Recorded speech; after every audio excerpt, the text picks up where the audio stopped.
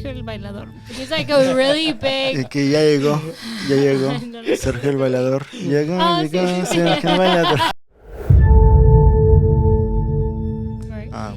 But here's my argument to that. A lot of people say, but the MLS is not a retirement team or league. I always say team.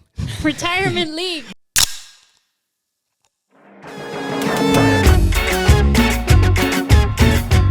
Esto es Otra, por favor. This is One More, please.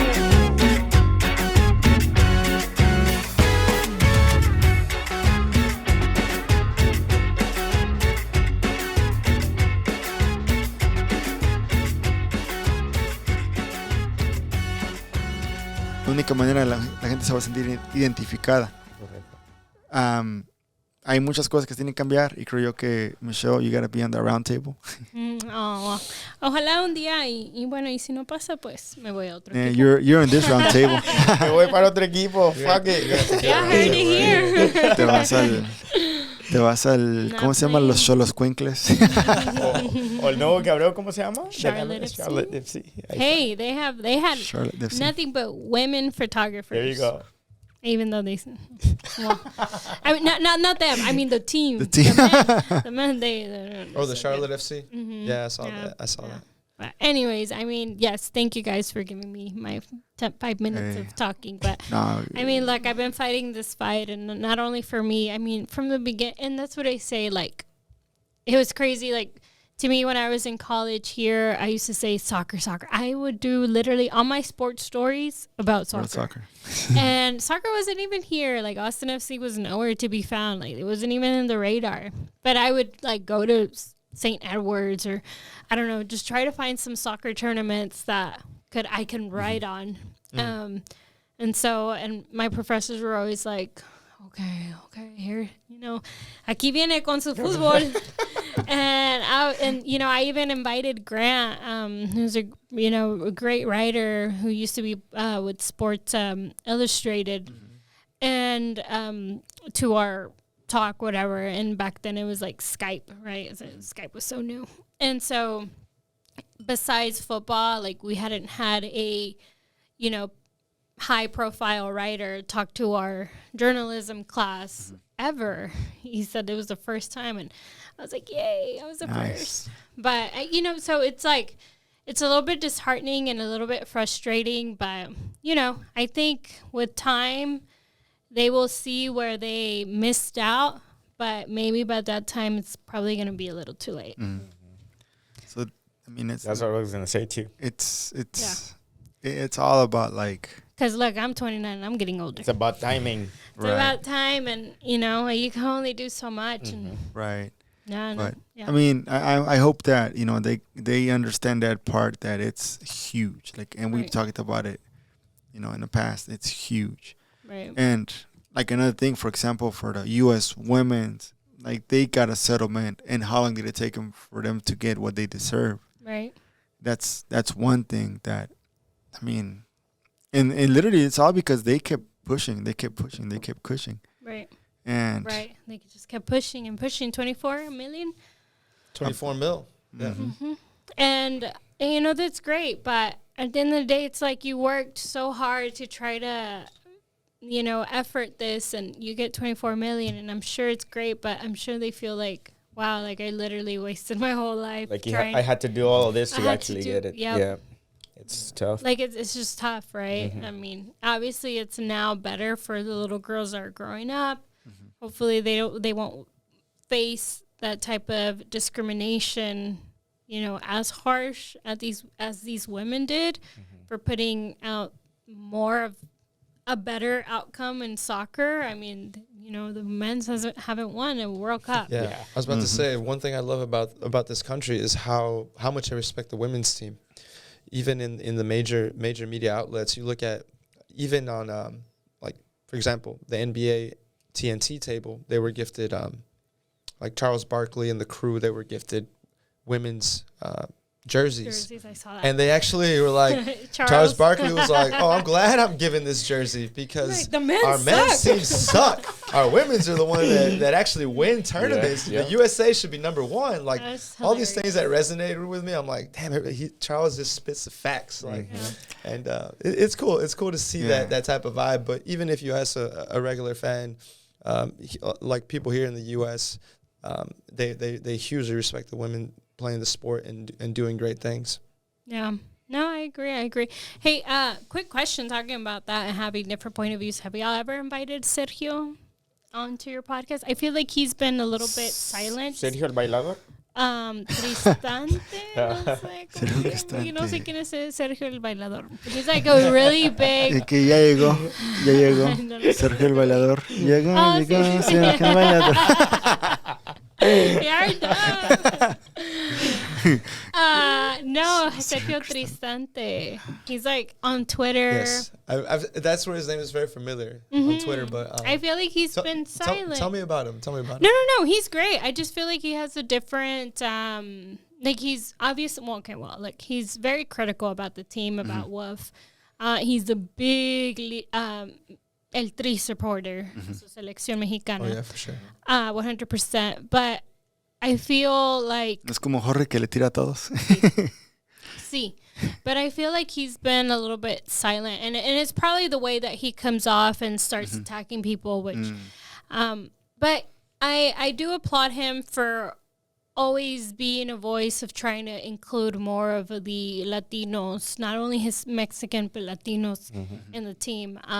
It was a question that I asked Claudio Reina, like, no, not me, that I wanted to ask, but Jorge beat me to it.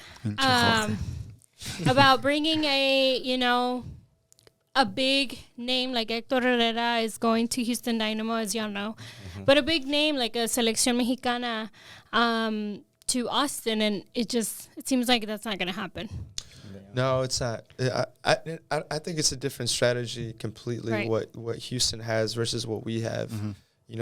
I think our system is more about building a system of players. We talked about it earlier that que no reconocíamos, we didn't recognize, so that they can buy in, and it just doesn't depend on one key signing. And kind of jumping ahead to Héctor Herrera, like huge shockwaves to the MLS right now, bringing him. And there's been a lot of kind of controversy with what people think, especially in the Mexican fan base. And I wanted to know what you guys thought about it. I mean, He's like, I'm not Mexican. but I think I talked about this last time. I think when I said that it doesn't really depend where do you play, as long as you're good, you should be included in the team. Right. Remember, I said something like that On the Mexican. yeah. So like for Héctor Herrera, I think it's great. I mean, I feel like he wasn't happy where he was at, especially over there with Atletico. He's doing so good right now. He was right now. Even even Simeone said, he's doing really good. Yeah, I should have just waited.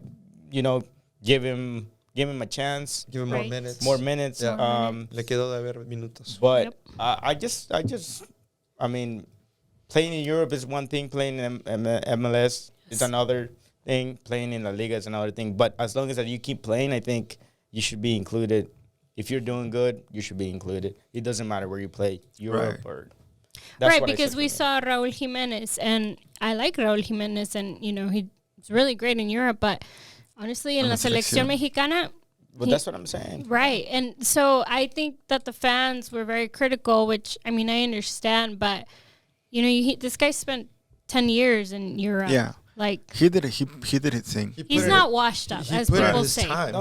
He put in his time, and he played really, really great games, clásicos, and he's Champions still playing Leagues. good. And he's still playing good till now. The man is what, like 32? 32. Yeah, around there. He wants to come back and collect his bag and set his family right. I don't see anything wrong about that. Right. Yeah. No, that's fine. I think his move it's good. The one for me is players that are younger than him that go to the MLS instead of trying to go to Europe. That's where for me though. It's like, hey, or stay in La Liga. Or stay in La Liga. I was gonna say, but there's very few players coming here. Yeah, it's more that stay in La Liga. Right. Stay in La Liga. Well, but like say for example, just that like instead of going to, somewhere in Spain or even Netherlands, te vas a Tigres, Cruz Azul, Monterrey, America. It's like, why not, go somewhere where you're going to be challenged in every aspect. Right. Mm-hmm. But here's my argument to that. A lot of people say, but the MLS is not a retirement team or league. I always say team. Retirement league. Well, Damn it. technically it's a league a team because it's like one person. I know. I won't say But people say, okay, so that was my argument, and I didn't say anything. I was like, shut up. I was like, don't say anything. But I saw a lot of people on Twitter just saying, oh, yeah, like Héctor Herrera washed up, blah, blah, blah. Nah, he's not washed up. And then I think about it, and I'm like, but you guys are the one that are saying that MLS isn't a retirement team. League. God damn it. There we go again. It's 9 p.m. Shut up. A retirement league. And I'm like, you are such a hypocrite. Like, you guys are hypocrites. Like, Right. okay, so either MLS is here or it's there. Like, come on now. I mean, me personally, like, Johan Valencia was able to recognize that in order for him to leave his country, he wanted to come to United States. He didn't want to go to Mexico, I don't believe. I don't think he had any offers, though, because I asked him. And he said, no, yo Estados Unidos. I think Dijo, Vancouver. bueno, parce, yo me quería ir a Estados Unidos. Yo no quería para México nada. Yo para acá. Ajá, porque todos quieren salir de su país a una liga que está en desarrollo, que está creciendo. Yeah. Le dije, no, pues sí, está bien. Le digo, y dice, y yo tenía ofertas de Cincinnati, de Vancouver. Dice, pero no sé, dice, se demoró Austin. Dice, Austin se demoró mucho. Según, bueno, estaban ya en esas conversaciones antes, pero no sé qué Austin estaba haciendo, es lo que me dio más o menos a entender. Y es cuando Chris dijo, ¿con quién dijo que iba a tener conversaciones? Y ahí es cuando mandó su tweet, ¿no? Dije, no, pues yo por pendeja que yo estaba, me esperé, ¿sí? yo estaba escuchando lo que estaba diciendo. Porque en ese momento. Y eso es lo que digo. Le digo, bueno, ustedes, carajos, tienen a un jugador que habla solamente español. Y yo entiendo los dos idiomas. Entonces, ¿por qué ustedes, gabachos, pueden ir a correr con la información? Mira, aprendan el español. Mira, yo no digo que yo sé tampoco otro idioma, pero yo aunque sea cuando vino... Te está hablando tu mamá. Cuando vino Contéstale, Gite... no. Cuando vino Gite, hasta yo me puse a estudiar un poquito cómo se estaban diciendo las cosas para comunicarme con él, para que se sintiera en casa, para que yo enseñara mi respeto a él, que él no sabe inglés, Claro. ¿no? Pero es lo que yo pienso como americanos, igual yo soy americana, algunas veces perdemos ese sentido, porque we're privileged. Sí, es exactamente. No queremos que la gente se acomode a nosotros en vez de nosotros acomedirnos a la gente. Right. Y yo entiendo, like, Yeah, definitely. Americans in particular, we have a very, very spoiled sense of entitlement when it comes to, like you said, adapting. Because, you go anywhere in the world, people will know English and they'll be able to communicate with you because of just how the world is. But for us to be such a diverse nation, to bring in players from all over the world, the least we can do is try to make them feel welcome and with their own language. So, yeah. Big stuff. yeah, good stuff. Right. But, I mean, it is what it is. Estás a dormir, Richie. Despierta, cabrón, despierta. No, I was just looking at... Cerveza? Maybe water. No, but no, I was just thinking of like Valencia when he came in. He was talking about like the Liga and La Liga MX. I mean, the ofertas que tuvo. And I'm just like, cálmate. Mentiroso. Cálmate, Falcao. I'm over here thinking like, how did that moment go? Like, I kind of lost myself for a minute. I'm just thinking of like. Pero yo creo que ni lo hizo para No. hacer la Liga Mexicana menos. Simplemente lo que quiso decir Quería es que... venir por acá. Claro, él era a lo mejor su sueño. Dijo, quiero estar en Estados Unidos. Muchos latinoamericanos, incluyéndome a mí, Sí. queremos estar en Estados Unidos. Especialmente si vamos a jugar al fútbol, que es lo que amamos, ¿no? Yo creo que esa mentalidad él ya la tenía desde mucho antes. Y entonces, cuando sintió que hubo una oportunidad de poder estar haciendo lo que le gusta y aquí en Estados Unidos, Pues sí, ¿por qué no? No. pues sí, y ya tiene 25 años, entonces la Exactamente. carrera Sí. de un futbolista, especialmente ahorita que corta. está, Sí, es corta y ahorita está, bueno, fue uno de los jugadores más importantes en Deportivo Cali. Ujú. Sí, pero otra cosa que, por decir, de la Liga MX y de los jugadores. Hablando de Héctor Herrera, que está bien que viene para acá en el verano. No tengo nada en contra de eso. Pero lo que a mí todavía como que me clava es, ok, si sabemos que un Héctor Herrera se está saliendo del nivel competitivo en el que estaba, ¿por qué no hay 5 jugadores que quieran realmente levantar su nivel y arriesgarse a ir a hacer lo que han hecho bastantes jugadores en su generación de Héctor Herrera? Porque esa generación poco a poco se está regresando para México y no estamos sacando la misma cantidad de jugadores a ligas donde se puedan quedar o donde, ¿sabes qué? Como muchos jugadores, por decir un ejemplo, Valencia se viene para acá a una liga de desarrollo, no es la mejor, pero tampoco es la peor, y busca crecer y tal vez económicamente le va a ir mejor aquí que en otras partes. Pero el futbolista mexicano, por decir, el dinero está bien en México, le pagan bien, pero ¿por qué no 5 jugadores se arriesgan y salen de su zona de confort de los equipos de la Liga Mexicana y se van para Europa?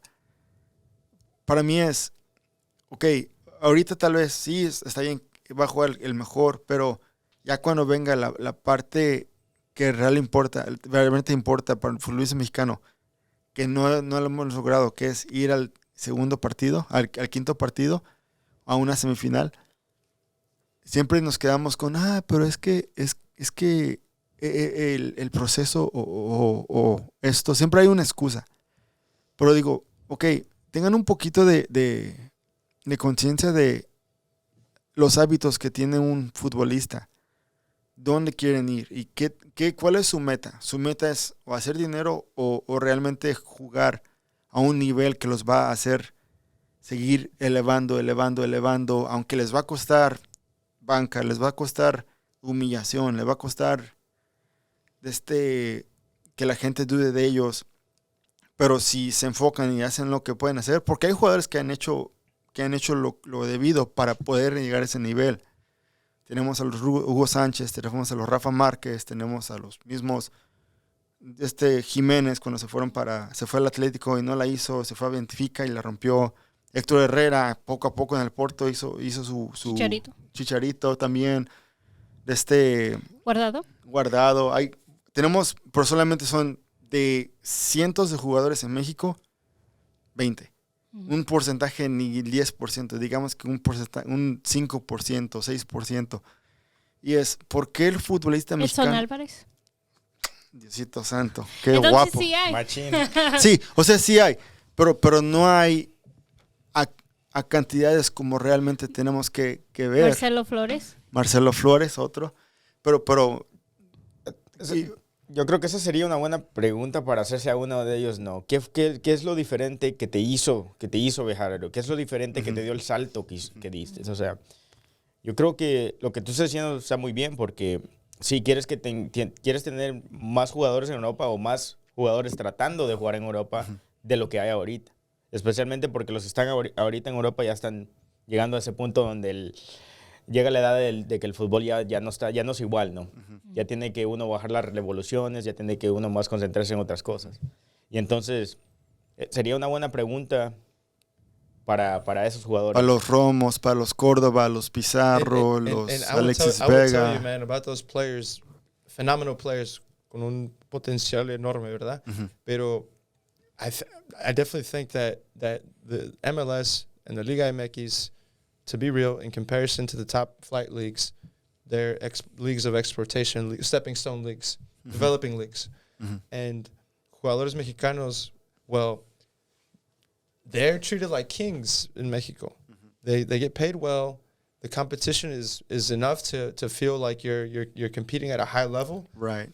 But you're not in situations where you're uncomfortable and pushing yourself out of that limit. Because to go to Europe, the weather's shit.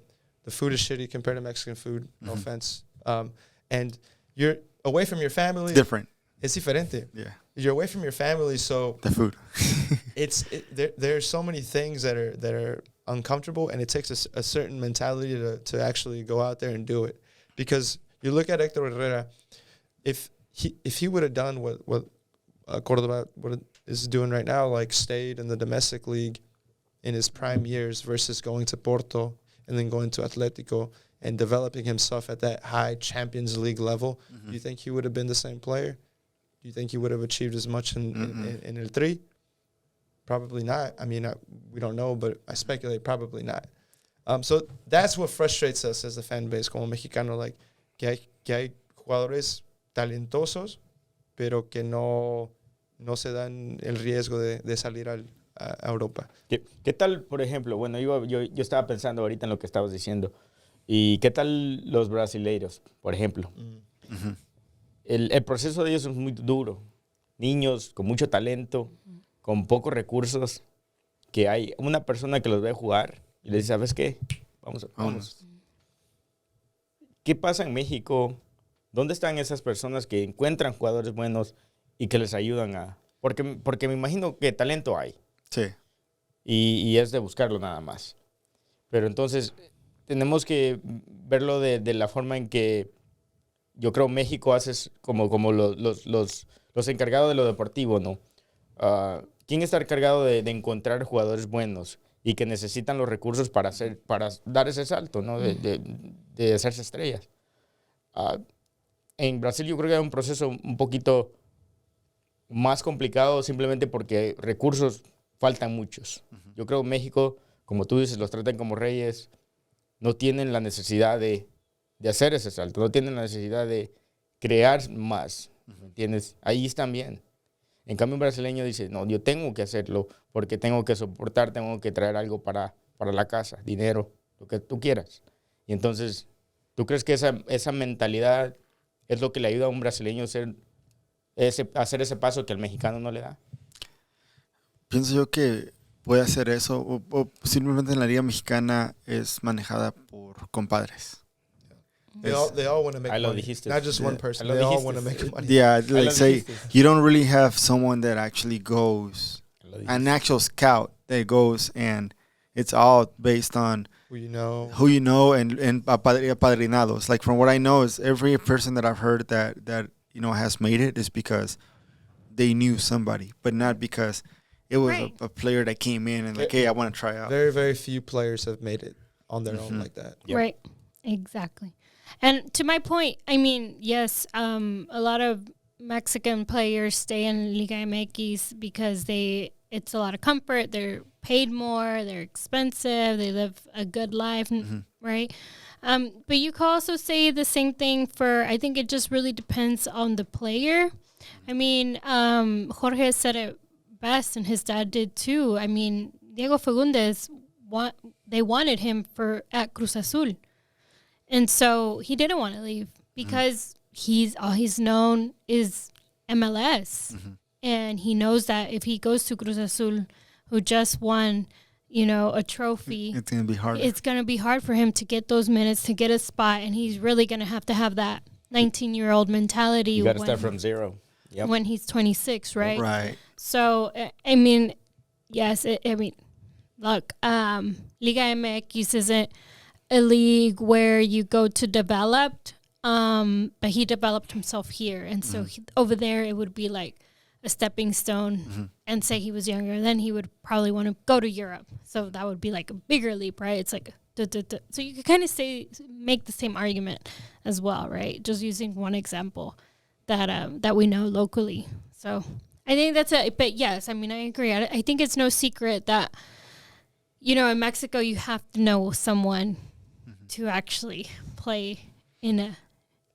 Yeah, and I think like all of this wrong things that happen to Mexico, at the end of the day, they always cost the team in that final 5 minutes against Netherlands. And that third game where you already need a tie, but you lose 3-0 against Sweden. Pero era penal o no era penal. Era penal. Pero aunque fuera penal o no era penal, I mean, you gotta play your game. Like, right. So it's for me is everything that's wrong is always gonna pay off on the big moment, like for example with Mexico in the World Cup. And it's not the fact that we can't compete. We can compete, but it's how much can we sustain when we compete. To do it consistently, and Right. get hot and keep it up Right, in a right. major tournament. And like say for example, I'm pretty sure if Fagundes had a chance to go to Mexico, and then when he was 19, 18, with a better contract than here, he would have like, let's go. And then from like say, maybe him go somewhere else after Mexico, he kills it. 'Cause I'm pretty sure he has a talent where he could have gone, to Europe. Mm-hmm. And it's like a hidden gem that we have. We are so lucky to have. So, but I the reason why is for me it's frustrating because World Cup year, and usually players during World Cup year they're actually playing very, very good, but this generation is kind of like, dude. Don't have a lot of high There's a hopes couple for this players World that are Cup. actually continue to do good. Yeah, players do well, but as a team, I don't know. Don't Right. have a lot of high hopes. We got a big test coming up soon against USA Mexico in Mexico City, March 24th. Fourth. And is that gonna be with fans or no fans? You don't We know. don't know. TB. We don't know You which don't know. which is a good Right. which is a good Right. segue to Which- Querétaro, Atlas. And- the Liga MX tragedy in the Querétaro versus Atlas game last weekend. So what have you heard from? What do you know? I just know that they did. They arrested 10 guys yesterday. They had 21 or 26 arrest orders. I heard there's like 23 injured, no deaths, and they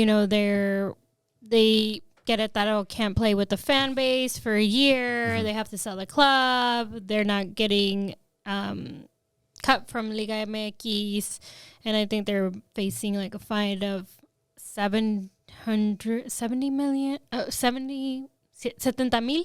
70,000. 70,000. Cabrón, se me fue. And that's really all that I know as of now. And, I wasn't watching actually the game. I was going to watch that game, but I ended up falling asleep. And then I get on Twitter, or I get an alert that someone tagged me on something, and it was Jorge.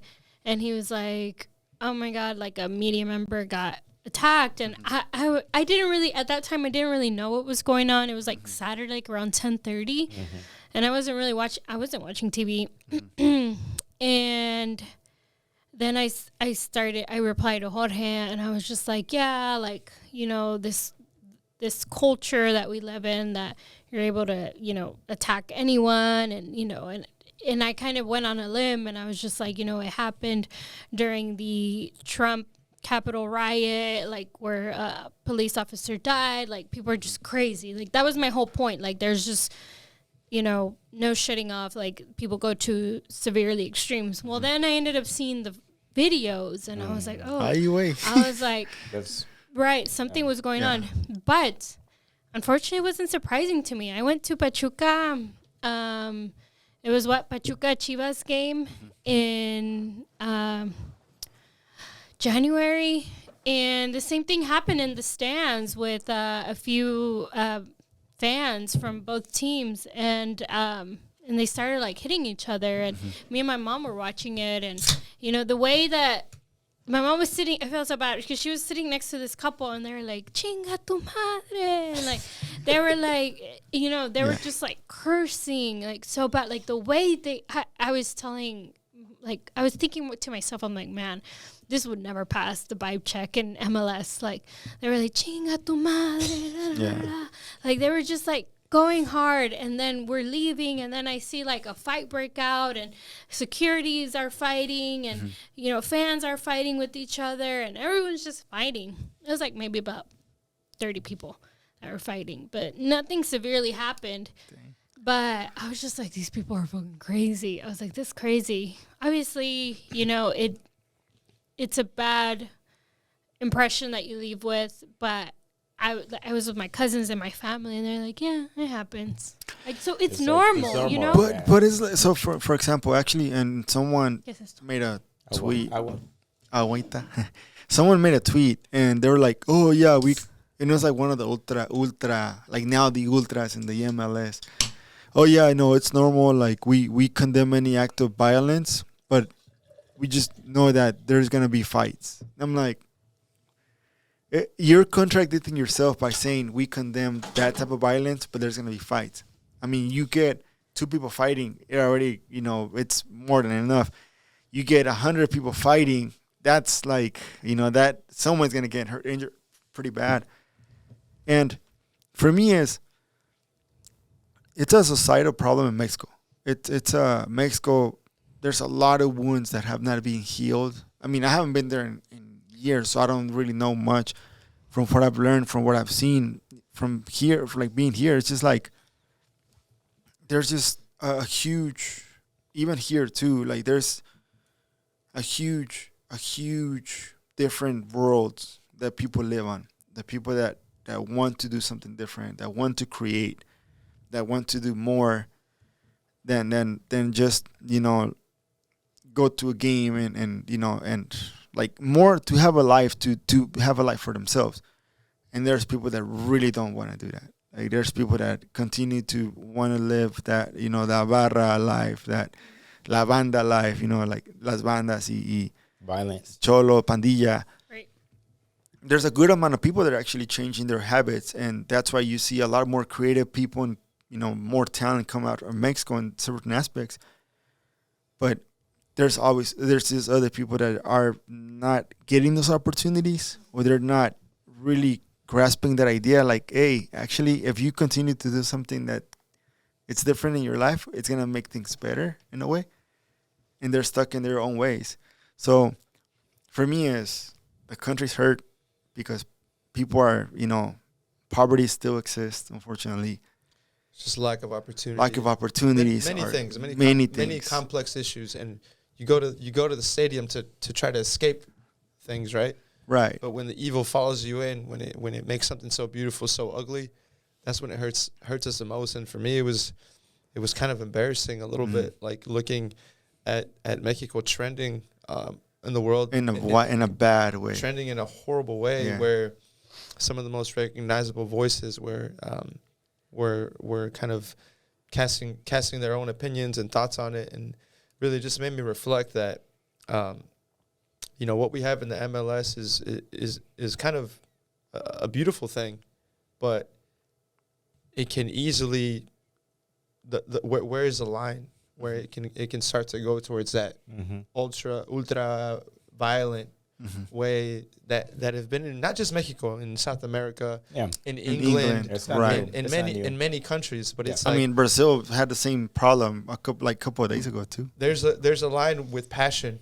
where after you cross a certain line, it can become violent, and when it becomes unsafe and you can harm others, and I think it just made me kind of reflect on myself a little bit too, when I was a little bit more angry in my younger years, and kind of look back now. And now I'm 31. I look back and I'm like much more chill and relaxed, but more composed. I recognize that there's a nature, especially in men in crowds, to be violent when things get out of hand, when you feel offended, and it just takes one person to say something, and one little scuffle that leads into like this avalanche that happened in the Querétaro Atlas game. Just two groups of fans that were going at it turned into a dangerous situation for everybody in that stadium, including families, young children, the elderly, and it's just saddening. And the worst part is people that were on the field, like they were evacuated to the field, they weren't even safe, because there's that one part, like, in the drainage system in Mexico where, if it rains, all the water goes down through that. Some people were getting pushed off that. Or if it was so crowded, I mean, if you have hundreds of people going in the same direction and the inertia, someone's going to end up in that ditch. And it was just sad. Like, there's kids in there. There's, it's, for me, it's when are people going to understand that life is not about, soccer, like in that aspect. It's about soccer. It's about, it's a sport we love.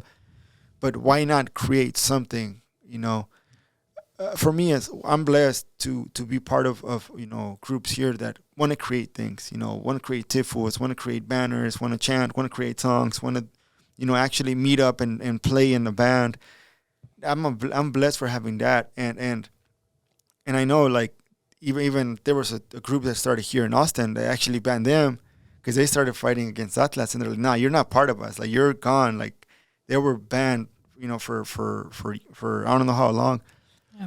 Which is like, it's good to take those strict measures on people like that. And I see, like, sometimes whenever I hear security guards being so strict on the stadium with people, sometimes it's kind of like, okay, it's too much. But like, no, you know what? Sometimes maybe it's right. It's the right thing to do, because you're gonna stop. You're gonna stop someone from pouring beer to another guy for just talking shit to each other, which should never happen. Yeah. So, right. Especially if they're drinking. Especially if they're drinking, right? So I think in the case for me, it's like, it's good to have this type of stuff, but it's, at the end of the day, it's up to us as individuals to understand what we do right now is gonna affect us in the future. That's the thing too, and this is not a new thing. Like, I mean, we hadn't seen something violent like that in a while, especially right? In the football world, right, and the soccer world. Pero at least get highlighted. Mm-hmm. Like the way it did, yeah. Pero nuevo no es. No. Ha pasado muchas veces. No es la primera vez. Y como tú dices, sí, MLS no está en ese nivel ahorita, lo cual está bien, pero ¿Tú cómo crees que empezaron esas barras? O sea, empezaron igual que como está empezando ahorita. Como tú dices, tiene que haber reglas, y lo que hizo, ese fue un gran paso, lo que hizo Austin FC de bloquear a estos ultras que empezaban a hacer los revoltosos, no hacer el desmadre aquí. Tienes que tener esa capacidad para parar en el momento. Que aunque sea la primera vez, no importa, ya estuvo, ya jalaste de aquí, ya no. Exactamente. Y yo creo que en México no hubo eso. Uh-huh. Empezaron así como un grupo organizando, haciendo barras, apoyando al equipo, y se descontroló en el momento que eso volvió a pasar, ¿no? Y como te digo, no va a parar, no porque ahorita lo hayan dicho que no van a tener barras en los partidos de Querétaro, que los van a sancionar, que les van a cobrar dinero. Right. Va a estar bien por un momento, pero puede ser que vuelva a pasar. O sea, el momento que se... Y como dices, que no es solo en México, pasa en Latinoamérica, pasa en Argentina, pasa en Brasil, pasa en El Salvador, pasa en todos lados. Creo yo que algo que puede ayudar es tener un sistema de membresía, uh-huh, donde todos que están en ese grupo de animación sabes quién es esa persona. Para cuando pase algo, para afuera. Debe de haber un control de personas. Es lo que está pasando, y eso era mi punto.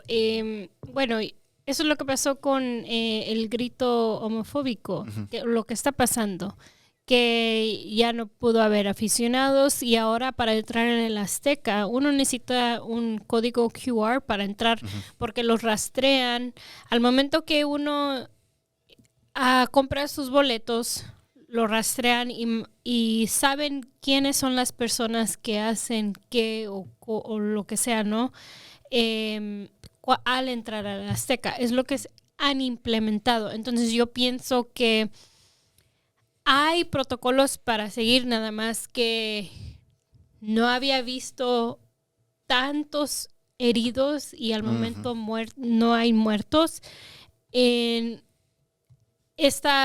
una situación así. Entonces ahora está poniendo la luz en otro problema en la Liga Mexicana, que no nada más es el grito homofóbico, ahora es violencia, ¿no? Sí. Entonces yo pienso que sí va a mejorar, pero igual como dijo Edson, es una reflexión en la sociedad, uh-huh, de igual en México, que mira, yo amo a ese país, pero igual hay muchas cosas que el gobierno, el sistema, cómo funciona allá, no hay seguridad cuando uno va a unos lugares, por eso hay feminicidios, hay todo esto, ¿no? Uh-huh. Entonces es un problema como sociedad de México que necesitan los líderes locales necesitan que hacer un mejor trabajo en vez de nada más ver al dinero, porque creo que era el enfoque, pero ahora vieron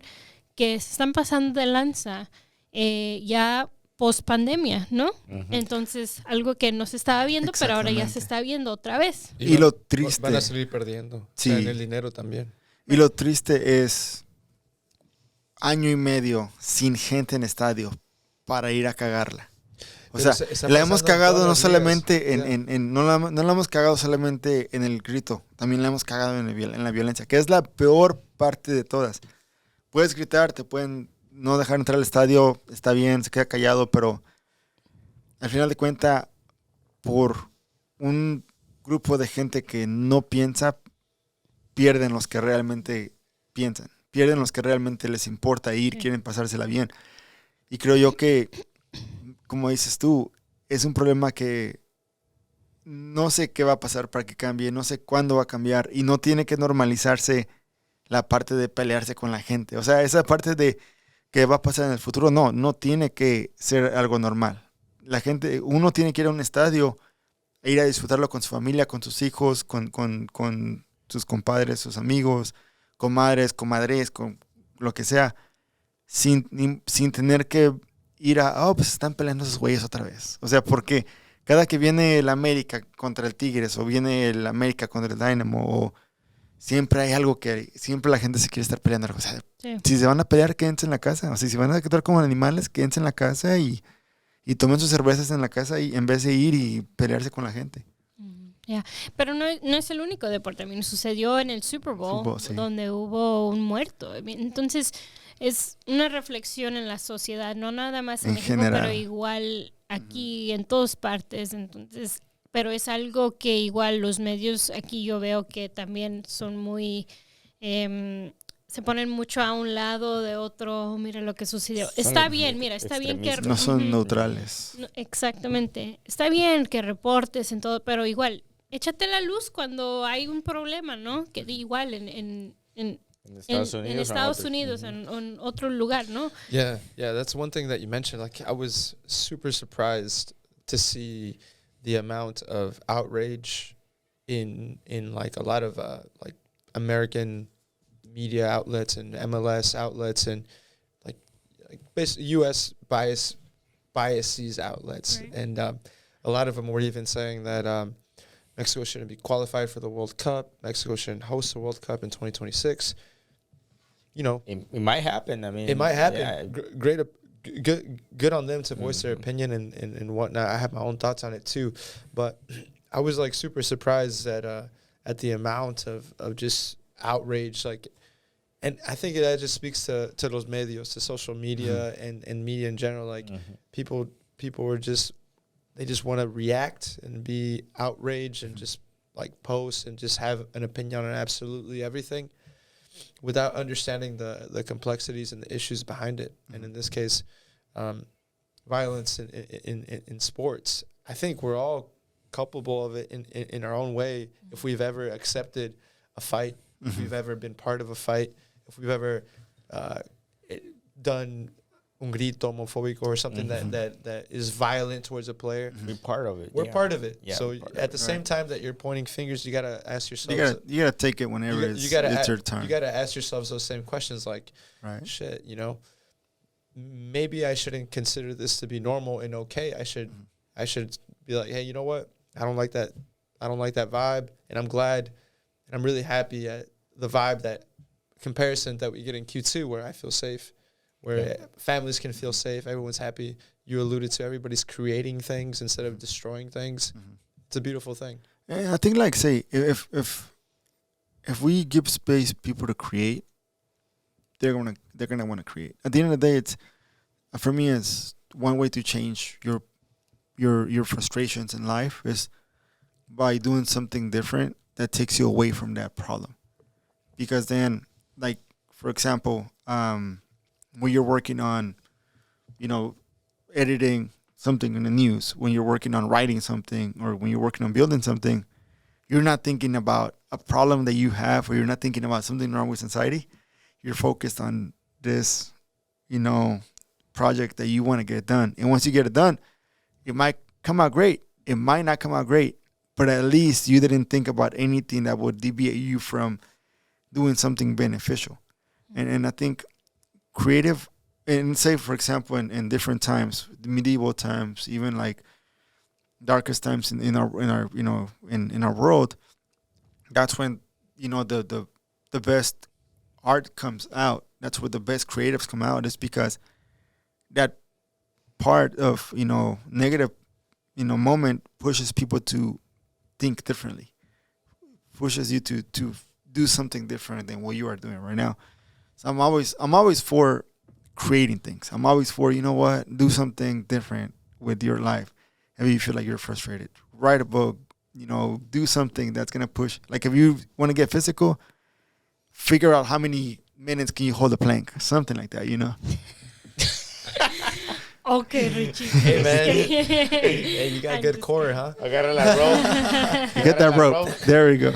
No, yeah, you bring up a good point, but it's like you're pointing at something, in my opinion, that it takes decades for a society, for example, like in Mexico, where you really don't get that opportunity. Honey, you need to you're 10 years old, you need to go get this from El Monte, you need to go work. Like, there's just no outlet for you to actually do that. I think it is getting better, but every time I go back, I still see the differences in opportunity. There's two worlds in Mexico, and it's something that I see something very, very good, and then something very, very bad, and it's not like a medium here that we have. Over there, it's like you were saying, like kids are, tienes que ir al monte a los 10 años. Like, güey, o sea, ve tú al monte o haz algo para que este niño no tenga que estar riendo al monte todo el tiempo, porque no lo dejas dibujar algo, leer algo, escribir algo que creo yo que ese problema de sociedad tiene que cambiar también en la parte de los padres, en muchas cosas. So it's a bigger issue, I feel, but. Yeah, I think this leads us to our question of the week. Like with all the news happening out of the Ukraine and Russia situation, and constant war everywhere else, and now that with this example really close to home of violence, how do you find hope? How do you find hope in that things will change or things will get better in your life and society? I know these are big questions, but I just was interested in hearing your thoughts on where you find that source of hope. No hope. I'm just kidding. I think hope is the last thing that you lose, so it's always there. I feel like the way you find hope is by believing in yourself and trying to change something that is not right, especially in your life, and just making it positive, making it better for other people. I think you find hope within you. Like, you got to start with you before you want to find hope in another person. Like, you got to start with you first, I feel like. For me, so I grew up going to church every weekend, and it's always like hope. You find hope in God, which is great. Like, I still believe in God, and I've always believed in God, and I will never stop believing in God. But you gotta have hope in this, but they were never it was always hope in God, but it's never hope in yourself. It's kind of like hope in your potential, hope in what you can do. So it's good to have hope in God. It's good to have hope in whatever you believe on. But at the end of the day, it's on you. Like, at the end of the day, it's on what you want to do. And I think yes, hope will be there to do something, but at the end of the day, it all falls on you being the person that creates that change. That's what I have. And like you said, hope is always going to be there. Even in the toughest situations, you're always going to find this little piece of thing that's going to keep you to keep pushing and pushing. So I would say, just for me, is knowing that you're capable of doing something. And you might not know it, and just figure out, what do you want to get, but always know that you're never going to lose that hope. So beautiful. Well said, Richie. Very well said. Yeah, I mean, I think I got as it. a society, I feel like we always find hope at the end of the tunnel. Like we've been through the pandemic, we've been through protests, we're going through now a horrible situation. So I always think that hopefully there's a ending to this, but I always, my other side, my news side, I see that if it's not one thing, other things going to get highlighted. And so you just really need to take care of yourself, and whatever motivates you, just keep pushing, whether it's going to the gym, whether it's painting, whatever. I mean, there's hope in anything that you can really symbolize and make it for yourself. Whether it's going to soccer games, there's hope at the end of the weekend that hopefully Austin FC wins, if you're those, fans or whatever. 2-1. Right. So, yeah, I mean, it's about the little things in life. And I just think that everyone's here has a mission on earth to do whatever they want to do and do whatever makes you happy. I mean, same goes for myself. And, I think that at the end of the day, that's kind of like, it's whatever makes you happy. That's what gives you hope. For sure. Yeah, for me, it just takes a moment of pause and reflecting on what you actually have. What I'm lucky to have in life is wonderful friends, wonderful family, and just that opportunity. And a wonderful wife. And my my God. You're about to get divorced right now. You didn't let me get there. That's all right. I thought he said life, and he said wife. Like, what the? I'm just kidding. All right, guys. And, yeah, really taking that moment of pause, right, and reflecting on what you have. And if you really think about it, you were saying that you find hope within yourself, but I find hope amongst others, amongst like people like my sister doing her thing in Dallas, and my brother about to graduate this year, and work and start his career. And the wonderful community that we're a part of here in Otra, por favor, and meeting all these people that are creating, like what you were getting at, Richie. Creation is like a true testament of love. But staying grounded and staying focused, which I definitely owe that in a major part to my wife, my wonderful wife. Like I got home yesterday after playing soccer, and it was like 11 o'clock, and she was working on something, clicking away. She was like, hey, what do you think about this? She showed me this map she was creating, and I was just inspired, like it's a Tuesday night, it's 11 o'clock. Most people are sleeping or eating or drinking or doing their thing, and she's up here working. She's putting in that extra time, that extra mile. NFTs. So just seeing that drive from her is one of the many reasons that I love her and really look up to her. And it gives me hope that there's people like her in the world, and us together, that we're doing what we can to give that little positive change. Because you look on your phone, and a lot of times the worst things pop up to the forefront, especially in social media. But you put the phone down, you give yourself that moment of pause, and you look around you, all the love you have, and you realize that how lucky you are, and it gives you that motivation to keep going. That's good, man. That was deep. Sorry we cut you off for a minute. Oh my God. I heard that. All right, guys. Hey, you know who wishes a hope recovery after a beatdown? J Balvin with them bars that Residente drop on them. Did you see them? Man, I was like 8 minutes full of nothing but I'm gonna go at you. That's hilarious. But that's a good creative way of putting it. I wish J Balvin would Residente el mata carreras. throw a little like something towards him. Like even if it's his own way, like that'd be pretty cool. Yep. And I mean, makes more sales for both of them. They both get rich. I mean, it's a money game at the end. At the end of the day, yeah. But beef makes money. I know, right? Yeah. I mean, Wagyu beef. My sister-in-law, she bought like a $200 steak just from Costco, and I'm like, what the heck? She cooked it well done. Wow. Nah. No. I'm just Nah, kidding. they actually know how to cook. That part they know how to cook. That they're good at.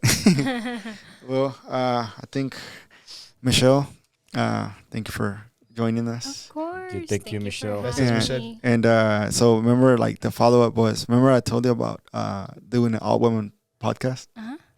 So two of them already said yes. Yay. So Oh, am I the last one that needs to say yes? well, you and I still not ask Gabby, but Serafina and Roma are down, Oh my gosh. and it'll be in yes. April. You're down What to, day on April? I gotta check on the dates. Okay. I'll send you. April 13th is my birthday. Oh man, actually, hold on. It might be. Let me check on that really We'll quick. hash it out. We'll hash it out. We'll hash it out. But No, you're fine. I mean, if I do anything, it'll be on the weekend. on the weekend. Okay. Mhm. So Don't worry. yeah. So it'd be cool to Of course. you're. I'm down. I'll come. I've Yay. set up everything. You guys do your I'm excited. thing. But Yeah. it's one thing that I've one goal that I've had is to create a space for women. It's kind of what Michelle will be down for this. 100%. Yes. They're inspiring women, like I've said. They're awesome. They're great. True. But yeah. Without any further ado, this is the episode 39 of Otra por favor, Otra, por favor. Otra, por favor. and Please. just let us know what you guys think. We always take constructive criticism well, and if you don't give it, it's all right. At least give us a thumbs up or something. No, like the criticism. I mean, whether it's negative or positive, we take it. And thank you for listening, and appreciate y'all. Y'all have a great week. Coque, Thank you. Thanks, everybody.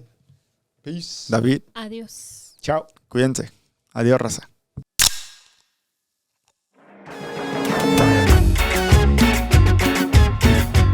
Esto es Otra por favor. This is one more.